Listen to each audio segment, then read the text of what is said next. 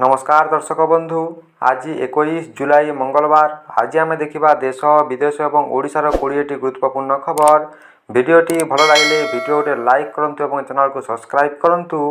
प्रथम खबर होउछि जुलाई 20 तारिख में संसदर वर्षाकालीन अधिवेशन प्रथम दिन दिल्ली में उत्तेजनापूर्ण परिस्थिति सृष्टि होता।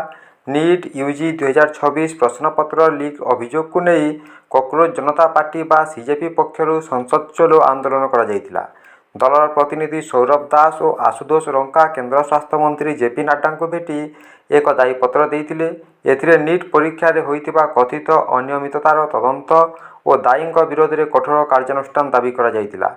यापर हजार हजार विक्षोभकारी जंतर मंतरु संसद अभिमुखे रैली करने को चेष्टा करते। पुलिस अनुमति नथिबारु सेमानंकु अटका जायतिला। परिस्थिति उत्तेजित हेबा परे टीयर गैस प्रयोग करा जायतिला। किछि स्थान में धस्ताधस्ती हेबा सह लाठीचार्ज मध्य करा जायतिला। परे सुरक्षा बाहिनी संसद परिसर और कॉन्फ्रेंस अंचल विक्षोभकारी हटाई परिस्थिति को नियंत्रण को आनिथिले। परवर्ती खबर सीएम किसान योजनार हिताधिकारी आसी बड़ खबर। जुलाई 2026 ठारू नवा पंजीकरण पर एग्रीस्टेक फार्मर आईडी बाध्यतामूलक करा जायछि। सरकारक एही नवा व्यवस्था उद्देश्य हेउछि कृषकों सठिक परिचय निश्चित करने एवं विभिन्न कृषि योजन सुविधा स्वच्छ और सहज भाव पहुँचाइबा। जो कृषक मैंने सीएम किसान योजना नुआ आवेदन करने को चाहते सेमानंकु प्रथम एग्रीस्टेक फार्मर आईडी प्रस्तुत करने को पड़ो। यह बिना नुआ पंजीकरण संपूर्ण हो पारिब नाही। यासह कृषक मैंने निजर आवेदन स्थिति जांच और पंजीकरण एवं योजना संबंधी समस्त सूचना पाई सीएम किसान ऑफिशियल पोर्टाल रे जांच करि पारिबे। परवर्ती खबर रही आसंता 3 दिन पर्यंत ओडिशा रे वर्षा जारी रहिबो बोली भुवनेश्वर आंचलिक पाणीपाग केन्द्र पूर्वानुमान करिछि। सक्रिय घूर्णिबलयर प्रभाव राज्यर विभिन्न जिल्ला रे वर्षा सह वज्रपात एवं पवन बहिबार संभावना रही। पाणीपाग विभाग पक्षर अनेक जिला येलो अलर्ट जारी करा जायछि। जगतसिंहपुर, केन्द्रापड़ा, कटक, ढेंकानाल, जयपुर, मयूरभंज, केन्दुझर एवं सुंदरगढ़ जिले में प्रबल वर्षा होवार संभावना रही। यह उपकूल और दक्षिण ओडिशा रे अन्य जिले में वज्रपात, घड़घड़ी एवं घंटा प्रति 30 ରୁ 40 किलोमीटर बेगर पवन बहिबारे एभली पाग को दृष्टि रखी सतर्क रहिबाकु पाणीपाग विभाग परामर्श देइछि। परवर्ती खबर ओडिशा सरकार अर्थ विभाग पक्षर बदली होइतिबा कर्मचारी और अधिकारी कड़ा निर्देश जारी करा जायछि। सरकार स्पष्ट करिसेंति जे निर्धारित समय मध्य नुआ कार्यस्थल रे जोग नदेले सेमानक दरमा बंद करा जिवो। सूचना अनुसार अनेक अधिकारी बदली आदेश जारी होइतिले मध्य सेमान ए पर्यंत पुराना कार्यालय छाड़ी नुआ स्थान रे जोग देई नाहंती। यहाको गुरुतर भावे नेइछि अर्थ विभाग। विभाग पक्षर कहा जायछि जे बदली आदेश कार्यकारी करबा पई 3 थर स्मारक पत्र पठा जाइतिला। तथापि किछि अधिकारी निर्देश को मानु नथिबारु प्रशासनिक कार्य में बाधा सृष्टि हेउछि। सेतिपई सरकार चेतावनी दैछन्ति जे जो अधिकारी माने आज सुद्धा नुआ पोस्टिंग स्थान रे जोग देबे नाही सेमानक दरमा परवर्ती दिन ठारू बंद करा जिवो। एहा सह सरकारी नियम अनुसार परवर्ती प्रशासनिक पदक्षेप मध्य निया जाई पारे। परवर्ती खबर रही खरीफ चाष आरंभ हेउतिबा बेले ओडिशा रे सार अभाव को नहीं चाषींक चिंता बढ़ी। सुंदरगढ़ और बरगढ़ समेत विभिन्न जिले में यूरिया सार पर चाषी माने घंटा घंटा धरी लंबा धाड़ी रे अपेक्षा करुवा देखा मिली। किछि स्थान रे धाड़ी रे निज स्थान बजाय रखिबा चाषी माने निजर आधार कार्ड रखि जाउतबा सूचना मध्य सामना को आसीछि। अन्यपटे कला बजार रे सरकारी दर रे 2 गुणा दाम रे सार बिक्री हेउतिबा अभियोग मध्य चाषी करुचंती। चाषी मानक कहिबा अनुसार यूरिया भली नाइट्रोजेन युक्त सार न मिलिले चाष काम आरंभ करबा कष्टकर होई पड़ुछि।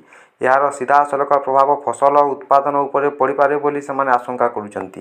परवर्ती खबर रही डेंगू मुकाबिला रे भारत एक बड़ सफलता हासिल करिछि। देशर प्रथम थर पई क्यूडेंगा नामक डेंगू टीका को अनुमोदन मिली। भारतर औषध नियंत्रक डीसीजीआई एही टीका को मंजूरी देइछंती। एही टीका को जापान रो औषध कंपनी तेकेडा विकसित करिछि। यह 4 वर्ष रु 60 वर्ष पर्यंत समस्त व्यक्ति अनुमोदन होइछि। एही टीका सबुठारु बड़ विशेषता हेउछि टीका नेबा पूर्वरु कोनोसी व्यक्ति को पूर्वरु डेंगू होइतिला कि नाही सेतिपई अलगा परीक्षा करिवार आवश्यकता नाही। क्यूडेंगा एक टेट्राफाइलेंट वैक्सीन अर्थात यह डेंगू भाइरस 4टी प्रकार विरोध में सुरक्षा देइथाय। यही टीका 2टी डोज रे दिया जाए। प्रथम डोज पर 3 मास व्यवधान रे द्वितीय डोज नेबाकू पड़िबो। କ୍ଲିନିକାଲ ଟ୍ରାଏଲ ଅନୁସାରେ ଏହି ଟିକା ଗୁରୁତର ଡେଙ୍ଗୁ କାରଣରୁ ହସ୍ପିଟାଲରେ ଭର୍ତ୍ତି ହେବାର ଆଶଙ୍କା ପ୍ରାୟ 84-90% ପର୍ଯ୍ୟନ୍ତ କମିପାରେ। ପରବର୍ତ୍ତୀ ଖବର ରହିଛି, କମିଶନରେଟ୍ ପୋଲିସ ଏକ ବଡ଼ ସଫଳତା ହାସଲ କରିଛି। ଚୋରି ହୋଇଥିବା 375ଟି ମୋବାଇଲ ଫୋନ୍ ଉଦ୍ଧାର କରି ସେଗୁଡ଼ିକୁ ପ୍ରକୃତ ମାଲିକଙ୍କ ହାତରେ ଫେରାଇ ଦେଇଛି। ପୋଲିସର ସୂଚନା ଅନୁସାରେ ଉଦ୍ଧାର ହୋଇଥିବା ମୋବାଇଲ ମଧ୍ୟରୁ ପ୍ରାୟ 150ଟି ପୁରୀ ଅଞ୍ଚଳରୁ ଚୋରି ହୋଇଥିଲା। ବିଭିନ୍ନ ଥାନାର ସମନ୍ୱିତ ଅଭିଯାନ ଫଳରେ ଏହି ସଫଳତା ମିଳିଛି। ଏହି ଘଟଣାରେ ପଶ୍ଚିମବଙ୍ଗ ମାଲଦା ଜିଲ୍ଲାର ମହମ୍ମଦ ସାମ ଅଲ୍ଲୀ ନାମକ ଜଣେ ଅଭିଯୁକ୍ତଙ୍କୁ ଗିରଫ କରାଯାଇଛି। ପୋଲିସ ବର୍ତ୍ତମାନ ସମଗ୍ର ଚୋର ଚକ୍ରର ପର୍ଦ୍ଦାଫାଶ ପାଇଁ ତଦନ୍ତ ଜାରି ରଖିଛି। ପରବର୍ତ୍ତୀ ଖବର, କାଲିଠାରୁ ଦେଶରେ ସଂସଦର ବର୍ଷାକାଳୀନ ଅଧିବେଶନ ଆରମ୍ଭ ହୋଇଛି। ଏହି ଅଧିବେଶନରେ କେନ୍ଦ୍ର ସରକାର ପ୍ରାୟ 6ଟି ନୂଆ ବିଲ୍ ଉପସ୍ଥାପନ କରିବାକୁ ଯୋଜନା କରିଛନ୍ତି। ସେଥିମଧ୍ୟରେ ବନ୍ଦେ ମାତରମ୍ ବିଲ୍ ମଧ୍ୟ ରହିଛି। ଅନ୍ୟପଟେ ବିରୋଧୀ ଦଳମାନେ ସରକାରଙ୍କୁ ଘେରିବା ପାଇଁ ପୂରା ପ୍ରସ୍ତୁତି କରିଛନ୍ତି। ସେମାନେ ରାମ ମନ୍ଦିରର ଦାନ ଟଙ୍କା ହେରଫେର ଅଭିଯୋଗ, ନିଟ୍ ୟୁଜି ପେପର ଲିକ୍ ବିବାଦ, ଇଥାନଲ ନୀତି, ବିଦେଶ ନୀତି ଏବଂ ସୋନମ ୱାଙ୍ଗଚୁକଙ୍କ ଆନ୍ଦୋଳନ ଭଳି ବିଭିନ୍ନ ପ୍ରସଙ୍ଗରେ ଉଠାଇବେ ବୋଲି ସୂଚନା ମିଳିଛି। ଅଧିବେଶନ ଆରମ୍ଭରେ ସଂସଦର ଉଭୟ ସଦନ ନିକଟରେ ପରଲୋକ ହୋଇଥିବା ପୂର୍ବତନ ସାଂସଦ ଓ ବିଶିଷ୍ଟ ନେତାମାନଙ୍କୁ ଶ୍ରଦ୍ଧାଞ୍ଜଳି ଦିଆଯାଇଥିଲା। ପରବର୍ତ୍ତୀ ଖବର ରହିଛି, ଭୋଟରମାନଙ୍କ ପାଇଁ ଆସିଛି ଗୁରୁତ୍ୱପୂର୍ଣ୍ଣ ଖବର। ଯଦି ଆପଣ ଆଗାମୀ ନିର୍ବାଚନରେ ଭୋଟ ଦେବାକୁ ଚାହୁଁଛନ୍ତି, ତେବେ ଏବେଠାରୁ ନିଜ ନାମ ଭୋଟର ତାଲିକାରେ ଅଛି କି ନାହିଁ ନିଶ୍ଚିତ ଭାବେ ଯାଞ୍ଚ କରନ୍ତୁ। ଯଦି ଆପଣଙ୍କ ନାମ, ଠିକଣା, ବୟସ କିମ୍ବା ଅନ୍ୟ କୌଣସି ସୂଚନାରେ ତ୍ରୁଟି ରହିଛି କିମ୍ବା ନାମ ତାଲିକାରେ ନାହିଁ, ତେବେ ଶୀଘ୍ର ସଂଶୋଧନ ପାଇଁ ଆବେଦନ କରନ୍ତୁ। ସଠିକ୍ ତଥ୍ୟ ଥିଲେ ମାତ୍ର ଭୋଟ ଦେବାର କୌଣସି ଅସୁବିଧା ହେବ ନାହିଁ। ନିଜର ଭୋଟର ସ୍ଥିତି ଯାଞ୍ଚ କରିବା ପାଇଁ ଆପଣ ନିର୍ବାଚନ ଆୟୋଗର ଅଫିସିଆଲ ୱେବସାଇଟ୍ ବ୍ୟବହାର କରିପାରିବେ। କୌଣସି ସହାୟତା ଦରକାର ହେଲେ toll free number 1950 voter helpline ନମ୍ବରକୁ କଲ୍ କରନ୍ତୁ। ଏହାଛଡ଼ା ନିଜ ଅଞ୍ଚଳରେ ବୁଥ୍ ଲେଭେଲ ଅଫିସର BLOଙ୍କ ସହ ମଧ୍ୟ ଯୋଗାଯୋଗ କରିପାରିବେ। ପରବର୍ତ୍ତୀ ଖବର ରହିଛି, ଓଡ଼ିଶା କୃଷକ ଓ କୃଷି ଉଦ୍ୟୋଗୀମାନଙ୍କ ପାଇଁ ଆସିଛି ବଡ଼ ଖୁସି ଖବର। ରାଜ୍ୟ ମନ୍ତ୍ରିମଣ୍ଡଳ ମୁଖ୍ୟମନ୍ତ୍ରୀ କୃଷି ଉଦ୍ୟୋଗ ଯୋଜନା MKUYକୁ ଆଉ 5 ବର୍ଷ ପର୍ଯ୍ୟନ୍ତ ବଢ଼ାଇବାକୁ ମଞ୍ଜୁରି ଦେଇଛି। ଏହି ଯୋଜନା ପାଇଁ ସରକାର 2,496 କୋଟି 40 ଲକ୍ଷ ଟଙ୍କାର ବ୍ୟବସ୍ଥା କରିଛନ୍ତି। ଏହା ଏକ ସବସିଡି ଭିତ୍ତିକ ଯୋଜନା, ଯାହା ମାଧ୍ୟମରେ କୃଷି କ୍ଷେତ୍ରରେ ନୂଆ ଉଦ୍ୟୋଗ ସ୍ଥାପନକୁ ପ୍ରୋତ୍ସାହନ ଦିଆଯିବ। ସରକାରଙ୍କ ଲକ୍ଷ୍ୟ ହେଉଛି ରାଜ୍ୟରେ ପ୍ରାୟ 8,500ଟି ନୂତନ କୃଷି ଉଦ୍ୟୋଗ ସ୍ଥାପନ କରିବା। ଏହାଦ୍ୱାରା କୃଷକଙ୍କ ଆୟ ବୃଦ୍ଧି, ଗ୍ରାମାଞ୍ଚଳରେ ରୋଜଗାର ସୃଷ୍ଟି ଏବଂ କୃଷିଭିତ୍ତିକ ଅର୍ଥନୀତିକୁ ଆହୁରି ସୁଦୃଢ଼ କରିବାକୁ ସରକାର ଲକ୍ଷ୍ୟ ରଖିଛନ୍ତି।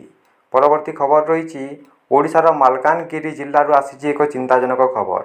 ବାଲିମେଲା ଜଳଭଣ୍ଡାରରେ ଜଳସ୍ତର ରେକର୍ଡ ସ୍ତରରୁ ଖସିଯାଇଛି, ଯାହା ଫଳରେ ଜଳବିଦ୍ୟୁତ ଉତ୍ପାଦନ ଉପରେ ଗଭୀର ପ୍ରଭାବ ପଡ଼ିଛି। ଏଲ୍‌ନିନୋ ପ୍ରଭାବରେ ଚଳିତ ବର୍ଷ ଅଞ୍ଚଳରେ ସ୍ୱାଭାବିକଠାରୁ କମ୍ ବର୍ଷା ହୋଇଥିବାରୁ ବାଲିମେଲା ଜଳଭଣ୍ଡାରର ଜଳସ୍ତର ଦ୍ରୁତ ହ୍ରାସ ପାଇଛି। ବର୍ତ୍ତମାନ ଜଳଭଣ୍ଡାରରେ ମାତ୍ର 13.13% ପାଣି ରହିଥିବା ସୂଚନା ମିଳିଛି। ଏହି ପରିସ୍ଥିତିକୁ ଦେଖି Odisha hydro power corporation Balimela ଜଳବିଦ୍ୟୁତ କେନ୍ଦ୍ରରେ ବିଦ୍ୟୁତ ଉତ୍ପାଦନକୁ ମଧ୍ୟ ଜୁଲାଇ ମାସରୁ ବନ୍ଦ କରିଦେଇଛି। ଏହା ସହିତ ପୂର୍ବରୁ ମାଛକୁଣ୍ଡ ଜଳବିଦ୍ୟୁତ ପ୍ରକଳ୍ପରେ ଘଟିଥିବା ଅଗ୍ନିକାଣ୍ଡ ପରିସ୍ଥିତିକୁ ଆହୁରି ଜଟିଳ କରିଛି। ଏହି କାରଣରୁ ଜୋଲାପୁର ଡ୍ୟାମ୍‌ରୁ ବାଲିମେଲାକୁ ପାଣି ସ୍ଥାନାନ୍ତର କରିବା ସମ୍ଭବ ହୋଇନାହିଁ। ବାଲିମେଲା ଓ ମାଛକୁଣ୍ଡ ଏହି ଦୁଇ ପ୍ରକଳ୍ପ ପ୍ରଭାବିତ ହେବାରୁ ଜଳସେଚନ ଓ ବିଦ୍ୟୁତ ଉତ୍ପାଦନ ଦୁଇ କ୍ଷେତ୍ରରେ ସମସ୍ୟା ସୃଷ୍ଟି ହୋଇଛି। ବର୍ତ୍ତମାନ ସରକାର ଅନ୍ୟାନ୍ୟ ବିଦ୍ୟୁତ କେନ୍ଦ୍ର ଓ ପାୱାର ଗ୍ରିଡ୍ ମାଧ୍ୟମରେ ବିଦ୍ୟୁତ ଯୋଗାଣ ଜାରି ରଖିଛନ୍ତି। ପରବର୍ତ୍ତୀ ଖବର ରହିଛି, ରାଜ୍ୟରେ ଏବେ ମହଙ୍ଗା ମାଡ଼। ସାଧାରଣ ଲୋକଙ୍କ ରୋଷେଇ ଘରର ବଜେଟ୍ ବିଗାଡ଼ି ଦେଇଛି ପନିପରିବା ଆକାଶଛୁଆଁ ଦର। ବାଇଗଣ, ଭେଣ୍ଡି, ଟମାଟୋ ସମେତ ଅନେକ ପନିପରିବା ଦାମ ବଢ଼ି ଗ୍ରାହକଙ୍କ ଚିନ୍ତା ବଢ଼ାଇଛି। ବଜାରରେ କିଛି ପନିପରିବା ଦର କିଲୋ ପିଛା 80ରୁ 100 ଟଙ୍କା ପର୍ଯ୍ୟନ୍ତ ପହଞ୍ଚିଛି। ଏହାର ସିଧା ପ୍ରଭାବ ସାଧାରଣ ପରିବାରର ମାସିକ ଖର୍ଚ୍ଚ ଉପରେ ପଡ଼ୁଛି। ବ୍ୟବସାୟୀମାନଙ୍କ କହିବା ଅନୁସାରେ ଲଗାତାର ବର୍ଷା ଯୋଗୁଁ ସ୍ଥାନୀୟ ଅଞ୍ଚଳରେ ପନିପରିବା ଚାଷ କ୍ଷତିଗ୍ରସ୍ତ ହୋଇଛି। ଏହା ସହ ପରିବହନ ବ୍ୟବସ୍ଥା ମଧ୍ୟ ବାଧାପ୍ରାପ୍ତ ହେଉଥିବାରୁ ବଜାରକୁ ପର୍ଯ୍ୟାପ୍ତ ପନିପରିବା ପହଞ୍ଚି ପାରୁନାହିଁ। ସ୍ଥାନୀୟ ଉତ୍ପାଦକ କମ୍ ଥିବାରୁ ବ୍ୟବସାୟୀମାନେ ପଶ୍ଚିମବଙ୍ଗ, ଆନ୍ଧ୍ରପ୍ରଦେଶ, କର୍ଣ୍ଣାଟକ ଓ ନାଗପୁର ଭଳି ଅଞ୍ଚଳରୁ ପନିପରିବା ଆଣୁଛନ୍ତି। ଏଥିରେ ପରିବହନ ଖର୍ଚ୍ଚ ବଢ଼ିବା ସହ ଦାମ ମଧ୍ୟ ଅଧିକ ହେଉଛି। ପରବର୍ତ୍ତୀ ଖବର ରହିଛି, ଦେଶରେ ଖୁବ୍ ଶୀଘ୍ର କାଗଜ ନୋଟ୍ ବଦଳରେ ପ୍ଲାଷ୍ଟିକ୍ ବା ପଲିମର ନୋଟ୍ ଆସିପାରେ। ଏନେଇ ଭାରତ ରିଜର୍ଭ ବ୍ୟାଙ୍କ ବା RBI ବଡ଼ ପଦକ୍ଷେପ ନେଇଛି। RBI ନୋଟ୍ ଛପା ସଂସ୍ଥା ଭାରତୀୟ ରିଜର୍ଭ ବ୍ୟାଙ୍କ ନୋଟ୍ ମୁଦ୍ରଣ ପ୍ରାଇଭେଟ ଲିମିଟେଡ୍ ପଲିମର ନୋଟ୍ ପାଇଁ ଆବଶ୍ୟକ ସାମଗ୍ରୀ କିଣିବା ନିମନ୍ତେ ଆନ୍ତର୍ଜାତୀୟ ଟେଣ୍ଡର ଜାରି କରିଛି। ଏହାକୁ ପଲିମର ନୋଟ୍ର ପାଇଲଟ ପ୍ରକଳ୍ପର ପ୍ରଥମ ପଦକ୍ଷେପ ବୋଲି ଦେଖାଯାଉଛି। ସାଧାରଣ କାଗଜ ନୋଟ୍ ଭଳି ଏହି ନୋଟ୍ ସହଜରେ ଛିଣ୍ଡିବ ନାହିଁ, ପାଣିରେ ନଷ୍ଟ ହେବ ନାହିଁ ଏବଂ ଦୀର୍ଘ ସମୟ ପର୍ଯ୍ୟନ୍ତ ବ୍ୟବହାର ଯୋଗ୍ୟ ରହିବ। ଏଥିପାଇଁ ବାରମ୍ବାର ନୂଆ ନୋଟ୍ ଛାପିବାର ଆବଶ୍ୟକତା କମିଯିବ। ପରବର୍ତ୍ତୀ ଖବର, ବ୍ରିଟେନକୁ ମିଳିଛି ନୂଆ ପ୍ରଧାନମନ୍ତ୍ରୀ। ଜୁଲାଇ 20ରେ ଆଣ୍ଡି ବର୍ନହାମ୍ ବ୍ରିଟେନର ନୂତନ ପ୍ରଧାନମନ୍ତ୍ରୀ ଭାବେ ଦାୟିତ୍ୱ ଗ୍ରହଣ କରିଛନ୍ତି। ଦାୟିତ୍ୱ ଗ୍ରହଣ କରିବା ପରେ ନିଜର ପ୍ରଥମ ଭାଷଣରେ ବର୍ନହାମ୍ କହିଛନ୍ତି ଯେ ତାଙ୍କ ସରକାର ବ୍ରିଟେନ ପାଇଁ ଏକ ସର୍କିଟ ବ୍ରେକର ଭଳି କାମ କରିବ, ଅର୍ଥାତ୍ ଗତ 40 ବର୍ଷ ମଧ୍ୟରେ ଦେଶର ରାଜନୈତିକ ଓ ଅର୍ଥନୈତିକ ବ୍ୟବସ୍ଥାରେ ସବୁଠାରୁ ବଡ଼ ପରିବର୍ତ୍ତନ ଆଣିବାକୁ ସେ ପ୍ରତିଶ୍ରୁତି ଦେଇଛନ୍ତି। ପରବର୍ତ୍ତୀ ଖବର ରହିଛି, ମାଲକାନଗିରି ଜିଲ୍ଲା ପାଇଁ ଆସିଛି ଏକ ବଡ଼ ଖୁସି ଖବର। ଦୀର୍ଘ ଦିନର ଅପେକ୍ଷା ପରେ ମାଲକାନଗିରିରେ ବିମାନ ବନ୍ଦରରେ ଆସନ୍ତା ଜୁଲାଇ 22 ତାରିଖରେ ହେବ ଟ୍ରାଏଲ୍ ଫ୍ଲାଇଟ୍। ଏହା ସଫଳ ହେଲେ ଖୁବ୍ ଶୀଘ୍ର ଏଠାରୁ ନିୟମିତ ବିମାନ ସେବା ଆରମ୍ଭ ହେବାର ଆଶା ବଢ଼ିଛି। ଏହି ଟ୍ରାଏଲ୍ ଫ୍ଲାଇଟ୍ ପୂର୍ବରୁ ଭୁବନେଶ୍ୱରରୁ ଆସିଥିବା ଉଚ୍ଚସ୍ତରୀୟ ସୁରକ୍ଷା ଟିମ୍ ବିମାନ ବନ୍ଦରର ଭିତ୍ତିଭୂମି ଓ ସୁରକ୍ଷାକୁ ବ୍ୟବସ୍ଥାର ସମୀକ୍ଷା କରିଛନ୍ତି। ସହକାରୀ ନିର୍ଦ୍ଦେଶକ ମନୋଜ ଦାସ ଓ ନିରଜ ନାୟକଙ୍କ ନେତୃତ୍ୱରେ ଏହି ଯାଞ୍ଚ କରାଯାଇଥିଲା। ଏହା ସହ ଜିଲ୍ଲାପାଳ, ଏସ୍ପି, ସ୍ୱାସ୍ଥ୍ୟ ବିଭାଗ ଓ ଲୋକ ନିର୍ମାଣ ବିଭାଗର ଅଧିକାରୀମାନେ ବୈଠକ କରି ଟ୍ରାଏଲ୍ ଫ୍ଲାଇଟ୍ ସଫଳ କରିବା ପାଇଁ ବିଭିନ୍ନ ପ୍ରସ୍ତୁତିର ସମୀକ୍ଷା କରିଛନ୍ତି। ପରବର୍ତ୍ତୀ ଖବର ରହିଛି, 2026 ଫିଫା ବିଶ୍ୱକପ୍ ଫାଇନାଲରେ ସ୍ପେନ୍ ଇତିହାସ ରଚିଛି। ଅତିରିକ୍ତ ସମୟରେ ଫେରାନ୍ ଟୋରେସଙ୍କ ଏକମାତ୍ର ଗୋଲ୍ ବଳରେ ସ୍ପେନ୍ 1-0 ଗୋଲରେ ଆର୍ଜେଣ୍ଟିନାକୁ ପରାସ୍ତ କରି ନିଜର ଦ୍ୱିତୀୟ ଫିଫା ବିଶ୍ୱକପ୍ ଟ୍ରଫି ଜିତିଛି। ପୂରା ମ୍ୟାଚ୍ରେ ସ୍ପେନ୍ ବଲ୍ ପୋଜେସନ୍ ଏବଂ ଆକ୍ରମଣରେ ସମ୍ପୂର୍ଣ୍ଣ ପ୍ରଭାବ ବିସ୍ତାର କରିଥିଲା। ଅନ୍ୟପଟେ ଆର୍ଜେଣ୍ଟିନା ଆକ୍ରମଣରେ ଅତ୍ୟନ୍ତ ସଂଘର୍ଷ କରିଥିଲା ଏବଂ ନିର୍ଦ୍ଧାରିତ ସମୟରେ ଗୋଲ୍ ମୁହଁରେ କୌଣସି ସଟ୍ ମାରିପାରିନଥିଲା। ପରବର୍ତ୍ତୀ ଖବର, ଦକ୍ଷିଣ ଆମେରିକାର ଗାୟନାରୁ ଆସିଛି ଏକ ହୃଦୟ ବିଦାରକ ଖବର। ସେଠାରେ ଏମିଭା ବାରିମା ନାମକ ଏକ ଯାତ୍ରୀବାହୀ ଫେରି ନଦୀରେ ଓଲଟି ପଡ଼ିବାରୁ ବଡ଼ ଦୁର୍ଘଟଣା ଘଟିଛି। ସୂଚନା ଅନୁସାରେ ଫେରିଟି ଜର୍ଜଟାଉନ୍ରୁ ପୋର୍ଟ କାଇଟୁମା ଅଭିମୁଖେ ଯାଉଥିବା ବେଳେ ପୋମେରୁନ୍ ନଦୀ ନିକଟରେ ଦୁର୍ଘଟଣାର ସମ୍ମୁଖୀନ ହୋଇଥିଲା। ଫେରିରେ ମୋଟ 133 ଜଣ ଥିଲେ। ସେମାନଙ୍କ ମଧ୍ୟରେ 116 ଜଣ ଯାତ୍ରୀ ଓ 17 ଜଣ କ୍ରୁ ସଦସ୍ୟ ଥିଲେ।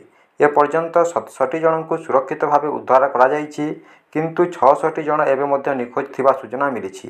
ଉଦ୍ଧାର ହୋଇଥିବା ଲୋକଙ୍କ ମଧ୍ୟରେ 15 ଜଣ ଶିଶୁ, 41 ଜଣ ପୁରୁଷ ଏବଂ 11 ଜଣ ମହିଳା ଅଛନ୍ତି। ପରବର୍ତ୍ତୀ ଖବର, ତ୍ରିପୁରାରୁ ଆସିଛି ଏକ ଅତ୍ୟନ୍ତ ଦୁଃଖଦ ଓ ଚାଞ୍ଚଲ୍ୟକର ଖବର। ତ୍ରିପୁରା ପୋଲିସର ଡିଜିପି ଅନୁରାଗ ଧାଙ୍କରଙ୍କ ମୃତ୍ୟୁ ଘଟିଛି। ସେ ନିଜ କାର୍ଯ୍ୟାଳୟ ଭିତରେ ମୃତ ଅବସ୍ଥାରେ ମିଳିଥିଲେ। ପ୍ରାରମ୍ଭିକ ସୂଚନା ଅନୁଯାୟୀ ଏହା ଏକ ସନ୍ଦେହଜନକ ଆତ୍ମହତ୍ୟା ଘଟଣା ହୋଇପାରେ। ତେବେ ଘଟଣାର ପ୍ରକୃତ କାରଣ ସମ୍ପର୍କରେ ଏପର୍ଯ୍ୟନ୍ତ କୌଣସି ସରକାରୀ ନିଷ୍କର୍ଷ ପ୍ରକାଶ ପାଇନାହିଁ। ଡିଜିପିଙ୍କୁ ତୁରନ୍ତ ଅଗରତାଲାର ଗୋବିନ୍ଦ ବଲ୍ଲଭ ପନ୍ତ ହସ୍ପିଟାଲକୁ ନିଆଯାଇଥିଲା।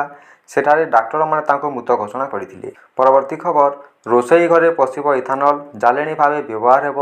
ଇଥାନଲକୁ ନେଇ କେନ୍ଦ୍ର ସରକାର ବଡ଼ ଯୋଜନା ରଖିଛନ୍ତି। ଏହି ଇନ୍ଧନ କେବଳ ଆପଣମାନଙ୍କ କାର୍ ଭିତରେ ସୀମିତ ରହିବ ନାହିଁ, ଆଗାମୀ ଦିନରେ ତାହା ରୋଷେଇ ଘରେ ପ୍ରବେଶ କରିବ। ସେଥିପାଇଁ ସରକାର ସ୍ୱତନ୍ତ୍ର ଯୋଜନା ଉପରେ କାମ କରୁଛନ୍ତି। ଇଥାନଲକୁ ଜାଳେଣୀ ଇନ୍ଧନ ଭାବେ ବ୍ୟବହାର କରିବା ନିମନ୍ତେ ପେଟ୍ରୋଲିୟମ ମନ୍ତ୍ରଣାଳୟର ଫ୍ରେମୱାର୍କ ପ୍ରସ୍ତୁତ କରୁଛି। ପରବର୍ତ୍ତୀ ଖବର ରହିଛି, ଜମ୍ମୁ କାଶ୍ମୀରର ପୁଞ୍ଚରେ ଭୂସ୍ଖଳନ। ବର୍ଷା ପ୍ରଭାବିତ ଜମ୍ମୁ କାଶ୍ମୀରର ଭୂସ୍ଖଳନ ଯୋଗୁଁ ସୋମବାର ଏକ ମାଟିଘର ଭୁଶୁଡ଼ି ପଡ଼ି 7 ଜଣ ଲୋକଙ୍କର ମୃତ୍ୟୁ ହୋଇଛି। ଲୋରାନ୍ ଗାଁରେ ହୋଇଥିବା ଏହି ଭୂସ୍ଖଳନରେ ମୃତକଙ୍କ ମଧ୍ୟରେ 4 ଜଣ ମହିଳା ଅଛନ୍ତି। ଘଟଣାସ୍ଥଳରେ ଉଦ୍ଧାର କାର୍ଯ୍ୟ ଚାଲିଛି। ଶନିବାର ସନ୍ଧ୍ୟାରୁ ପୁଞ୍ଚରେ ପ୍ରବଳ ବର୍ଷା ଲାଗି ରହିଥିବା ବେଳେ ଏହାକୁ ମିଶାଇ ଜିଲ୍ଲାରେ ମୋଟ 17 ଜଣଙ୍କର ମୃତ୍ୟୁ ହେଲାଣି। ଏହି ଥିଲା ଆଜିର ଗୁରୁତ୍ୱପୂର୍ଣ୍ଣ ଖବର। ଭିଡ଼ିଓଟି ଭଲ ଲାଗିଥିଲେ ଭିଡ଼ିଓଟି ଲାଇକ୍ କରନ୍ତୁ ଏବଂ ଚ୍ୟାନେଲକୁ ସବସ୍କ୍ରାଇବ୍ କରନ୍ତୁ ଏହିପରି ଡେଲି ନ୍ୟୁଜ୍ ଅପଡେଟ୍ ପାଇବା ପାଇଁ।